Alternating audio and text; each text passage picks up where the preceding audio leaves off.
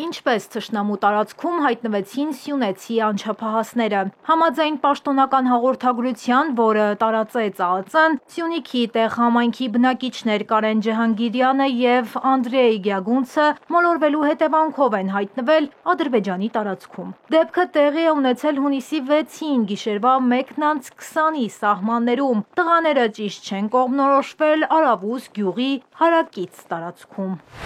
Ինչպես են տղաները մոտեցել բուն սահմանին տարածքում, հայ սահմանապահներ եղել են արդյոք, պարզ չէ։ Գյուղում բոլորն այս միջադեպն են քննարկում։ Տեղ համայնքի ավագանու անդամ Արավուսի բնակիչ Արգամ Հովսեփյանը Էպիկենտրոնին ասաց, սահմանը գյուղի դիմաց է։ Տղաները գերեվարվել են, թե մոլորվել։ Հովսեփյանն ասում է, ադրբեջանցիները նրանց բռնել, տարել են։ Տեսնողներ եղել են այդ ժամին։ Չեն տեսել ուղղակի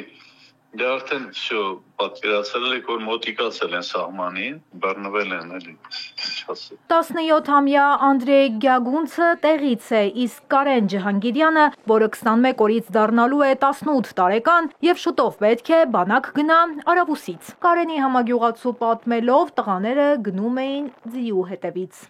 Մեկ գիշերվա մեկի սահմանները նստել են ձիերը,